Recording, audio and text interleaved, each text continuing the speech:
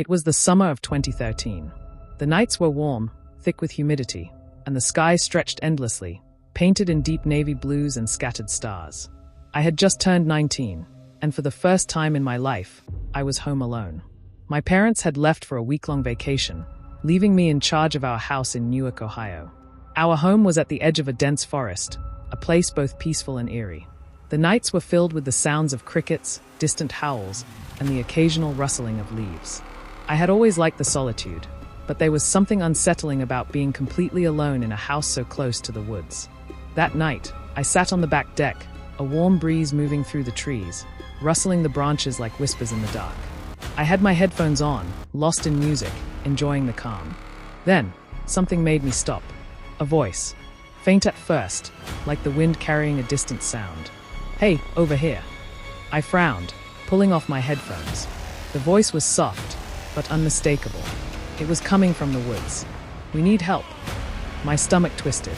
The voice was male, deep, but something about it didn't sit right with me. It was too calm, too clear for the distance it seemed to come from. My skin prickled with unease. I stepped to the edge of the deck, my eyes scanning the darkness. "Who's there?" I called. Silence. Then, "We're stuck. Please help." I hesitated. Every part of me screamed to ignore it, to turn back inside. But what if someone was actually in trouble? Grabbing a flashlight, I slowly stepped off the deck, the beam slicing through the dark. The trees stood tall and still, shadows stretching between them like hungry creatures. "Where are you?" I called out. "Right in front of you," the voice answered. "I see you." I froze. My flashlight revealed nothing but empty space ahead. My throat went dry. "Are you alone?" I asked, my voice barely above a whisper. Silence. A slow, deliberate footstep crunched the leaves ahead. Then another. I turned and ran. My heart pounded as I sprinted back to the deck, slamming the door shut behind me, locking every bolt and window. My breathing was ragged, my hands shaking. Then, a whisper, right outside the window. "I see you." My blood turned to ice. Slowly, I peeked through the blinds. A man stood by the pool. Half hidden in the moonlight, his wet hair clung to his face. He was smiling. I stumbled back, my pulse hammering. Grabbing my phone, I dialed 911.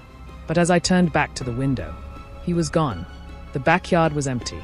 When the police arrived, they found muddy footprints leading from the woods to the pool. But no sign of the man. "Probably a prankster," one officer said. But I knew better. That night, I barely slept. Every creak, every rustle sent a jolt of fear through me. But the worst part, at 3 a.m., my phone buzzed. A text from an unknown number. "You shouldn't have ignored me." Story 2, the woman in the house. A year later, I had almost convinced myself that the night in the woods had been my imagination. Almost. Then, something worse happened. I was 20, still living with my parents. One afternoon, I was outside, shooting hoops in the driveway, enjoying the quiet. The ball bounced off the rim, rolling toward the house. As I went to grab it, I glanced up and froze. A woman was staring at me from the upstairs window. She stood completely still, her face pale, her dark eyes locked onto mine. I dropped the ball. My stomach twisted. My mom and sister weren't home. No one should have been inside. I blinked. She was gone. Heart pounding, I ran into the house. "Hello." My voice echoed through the silent halls. No response. I searched every room, my pulse racing. Every closet, every corner. Nothing. A neighbor, hearing my commotion, came over. "Everything okay?" "I saw someone in my house," I said. Together, we checked the house again. No trace of her. "Maybe she ran out the back door," he suggested. I nodded, but I wasn't convinced. That night, I couldn't shake the feeling that something was off. Every shadow seemed darker, every noise louder. But eventually, exhaustion took over. Then, scratching. A slow, deliberate sound from under my bed. My breath hitched. My body stiffened. Then, a whisper. "I see you."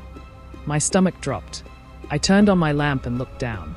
She was there, a woman, crawling out from beneath my bed, her tangled hair hanging over her face. Her fingers dug into the floor as she pulled herself toward me. I screamed, scrambling back. She lunged. Her nails clawed at my arms as I fought to push her away. My neighbor, hearing my screams, burst in. Together, We restrained her until the police arrived. As they handcuffed her, one officer muttered, "Her again." "Who is she?" I asked, my voice shaking. "Her name's Karen," he said. "She's been breaking into houses and hiding in them for weeks." I stared at the woman, my skin crawling. She thrashed against the officers, her wild eyes locked onto mine. "You should have never found me," she shrieked as they dragged her away. I moved out soon after. But sometimes, when I lie in bed at night, I wonder, how many nights had she been there, just beneath me, watching, waiting? The end.